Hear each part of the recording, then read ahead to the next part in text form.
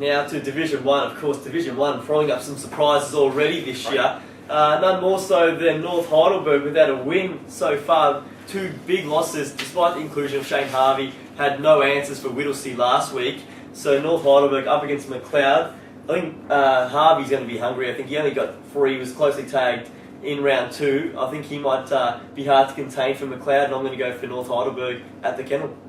Okay, yeah, look, it's the Puffer Brand Cup. A great servant of both clubs, and these two have a really friendly rivalry. A lot of common supporters and common past players together. So I actually think McLeod might win this one. Another player I want to mention is Ben Lennon. Kicked 2 goals last week against West Preston. Ben's only 16 years of age.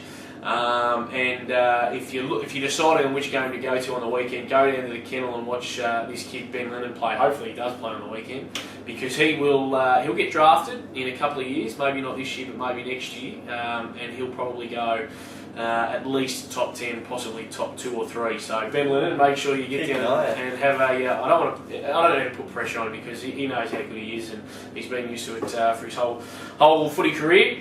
So have a look at him. You mentioned Shane Harvey. I just get the feeling that Shane Harvey needs to kick at least 10 goals for North Heidelberg to win this year. That's just an inkling. I haven't actually seen much of them in 2011, but it just seems from the outside looking in that he's going to have a huge day out if the Doggies are to win. So I hope I'm wrong, because they're a great club. They've got a lot of history behind them, but I actually think McLeod might get over the line this week. Seatsy boy. Yeah, like you said, it seems as if they are going to need Shane Harvey to fire. In the first game they kicked 4 goals, 5-29 without him. With him, when he scored 3 goals, they kicked 8 goals, 6-54. Now in 2 games they've kicked 12 goals, 9, which, in Division 1 football is just not enough. Doesn't matter who you play, whether you're going to play Whittlesea, whether you're going to play Heidelberg, it's just not enough. So they need a more even spread of goal kickers. In saying that, I think at the Kennel, McLeod can still win and register their first win of the year. I think Cathal Cor's in good form, midfielder, and also popping forward and kicking goals. Kicked 5 in round 1 and just a single 1 in round 2. And obviously captained by Shaw. I think they can register their first win of the game. Still underrated, Kane Shaw. I'm not sure how heavily underrated. Start. The worrying sign too for North Heidelberg in round 2 was that they only had 14 scoring shots and Whittlesea had 33. So that's probably a huge cause of concern. Samuel Zito. It is, and next game is, of course, Seats' team, Northcote Park, travelling to West Preston. West Preston registering their first win of the season in round 2. Northcote Park just remaining on their merry way. Big win over Montmorency. They're in form. I think I'm only going to go for West Preston because it's at West Preston, so I think the home ground advantage might get them over the line, but I'm not too convinced about that. What do you reckon, Seats? Don't forget, Sammy, they haven't won at home this year yet. Obviously being defeated by Bundoora by 50 points in the first round. I think Northcote Park, we're doing well. The boys, they're confident. They're playing good football. We're doing well. We're the Northcote Park Army. What jumper are you wearing there, mate? NFL jumper, yeah, right? No, the boys are playing well. I think Coach Matty Ahmed's got the group working together. Reserves also registered their first win, so the strength in the list is developing, and I think we can push West Preston in a great match. Okay. Look, I'm with you, Zito. Look, Northcote Park again have probably finished top 3, I think, this year. But I think West Preston will get the chockies this week. I think back at their home ground, which they played really well. If it's windy, they know exactly how to play it. They just came up against a juggernaut in Bundoora in round 1 and couldn't get the bickies. But I think Presty will have acclimatised a little bit better now to the way footy's played in the Northern Footy League. It's a big difference from AFL. Glenn Robertson is a star in Northcote Park, and we'll have to watch him pretty carefully. But I'll tell you what, if you're at the game, just keep your eye at Robertson up this end for West Preston and Sard up the other, because there's 2 very exciting players who play different styles, but geez, they're good to watch. In saying that, you've got Sard and Violato. Violato probably best on ground in round 2.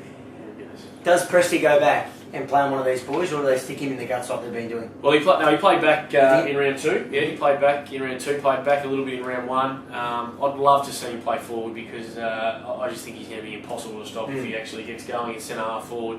So I'd be interested to see what Vinny does. One to keep an eye on. And the next game, well, who would have thought these two sides would be undefeated at round 3? Right. Whittlesea and Greensborough both coming up big upset wins. Maybe not so much Whittlesea against North Heidelberg, but definitely Greensborough beating Heidelberg in round 2. No one, I don't think, could have tip that one. I know I didn't. Greensborough, you've got the likes of Tim Bonjetti up forward. We spoke to him last week. I know Whittlesley's been very impressive in the opening 2 weeks, but I think the bigger bodies, like the Bonjettis, might get the job done for Greensborough and put them on top of the ladder with 3 straight wins. Well, the good sign for Greensborough in round 2 was that they did it with their 3 of their better players. The 2 Riddle boys had a wedding, and Eamon Jenkins, I'm not sure what he was doing, but he wasn't playing. So that's 3 of their really, really good players who didn't play, and they still managed to get the job done against Heidelberg of all people. So, look, they're going to be a really hard team to beat up there at the showgrounds. I love the way Whittlesea are playing at the moment. I've spoken to Peter Bugden a couple of times, the coach there, and he's just wrapped. I saw him the day after they won their round 1 match, and he was just delighted to win in the last 90 seconds. I actually broke the news to the Whittlesea president, Steve Crocker, via text message. He was just jumping off a P&O cruise ship, of all things, and I sent him a text saying, just making sure you know you've won by a point. And I got one word response. It started in bull, and the second part of the word rhymed with hit. So he didn't even believe that they won by a point in round 1. So it's fantastic for the competition, and I'm just wrapped for both clubs. They're great clubs. They run really well. They've got great people on the field and off it. So, Borough will win. The mighty Slime. It's funny, I mentioned on the last episode that Greensborough were the last team to beat Heidelberg during the home and away season. They've done it again at the same venue. So Heidelberg finding it tough to beat Greensborough at their home ground, which is quite unusual. So great win to Greensborough last week, last time they played. And just on that too, Stacey, sorry mate, I spoke to Blair Harvey today, the captain of Heidelberg. Blair's come on board the NFL Junior Development Program as an assistant coach now under 13s.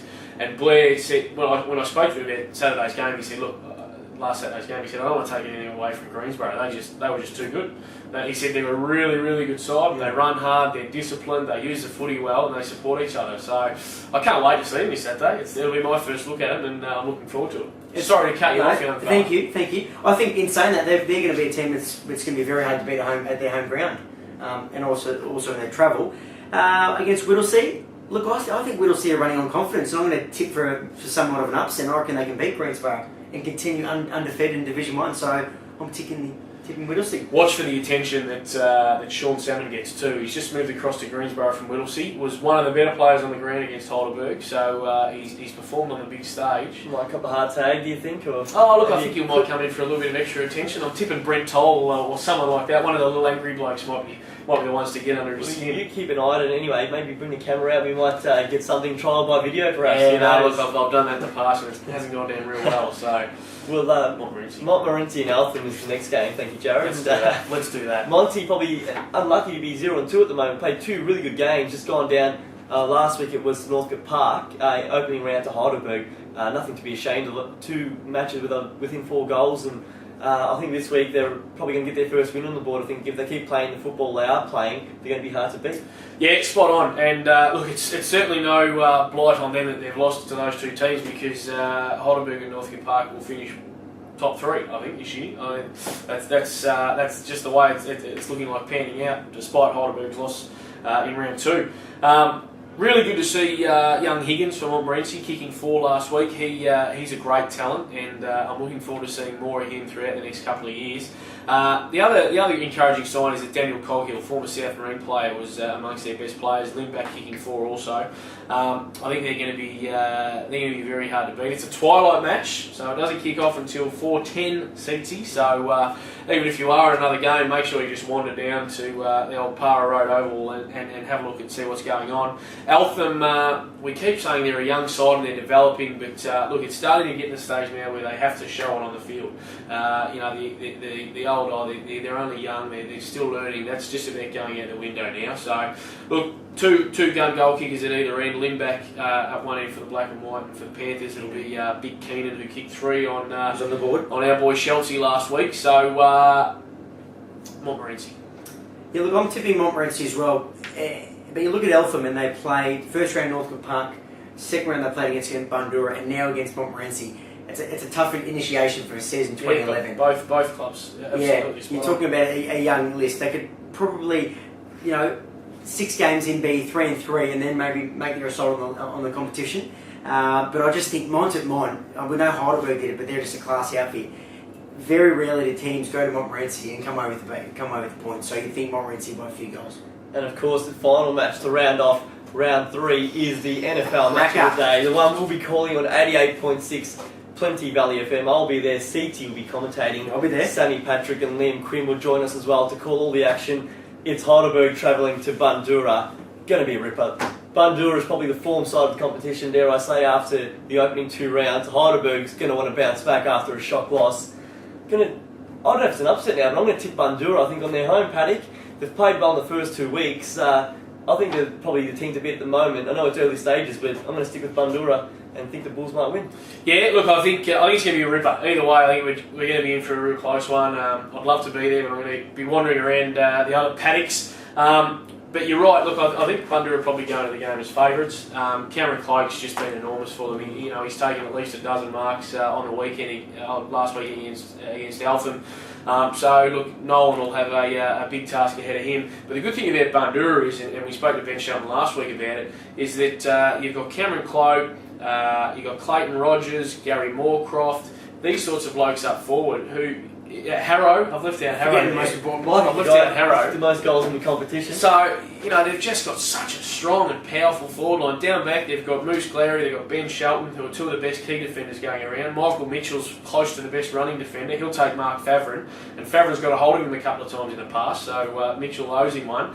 You look on ball, they've got Braden Shaw, David Mitchell, Camusiano, Matty Dennis can push forward playing on a wing. Daniel Sage has been playing on a wing. Big boot of Sage. The big barge ass. So, look, they're a fantastic looking unit, Bundoora, and they're all the rage at the moment for the right reasons. I think either team under 15.5 might be a good little bet on that. Get on Sportsbet and do yourself a favour. Heidelberg, look, they're just it's a loss that they had last week that maybe they had to have. I don't know. It's only round 2. It might just wake them from their slumber. I hope people aren't writing them off already, because that's a dangerous thing to do to the Tigers.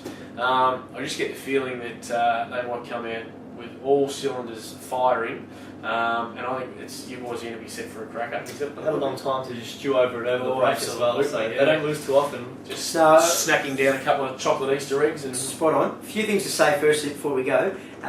You touched on it perfectly, JC. They would have the best spine in the competition, I think, or one of the best Bundoora. Up and down the ground, it's just all class. And then secondly, how many times have Heidelberg in the last 5 years, and this is the stats coming out, I don't know the answer, but how many times in the last 5 years have Heidelberg lost 2 in a row? I dare say none. 0. There you go. I think, and I know on the last episode I did say that Bundoora would win 5 in a row, and they would knock off Heidelberg. But I just after Heidelberg lost, I can't see him losing 2 in a row. So I'm going to tip a draw. Oh, there we go. I'm going to tip a draw. Sitting on the fence, John Seaton. A draw between Bundoora and Heidelberg, and they're commentating on the Saturday. It's going to be an absolute belter. Well, I'll tell you what, if he is right, if he gets on the sports bet, he could make a bit of dosh out of that one. But that's all we have time for today. Thank you for joining us. Of course, we'll be back next Thursday. Get along to Barling Reserve on Saturday morning if you have a chance. Get along and watch the youth girls. Also got Friday night netball at RMIT. So go support the girls the same way they support us all on this Saturday afternoon. Thank you for watching. Hang on. Junior footy too. Junior footy on Sunday. Don't forget the juniors. Always looking after the juniors. So get along. Spend the weekend at the footy. There's no better way. And we'll see you again next Thursday night. Take care and see you soon.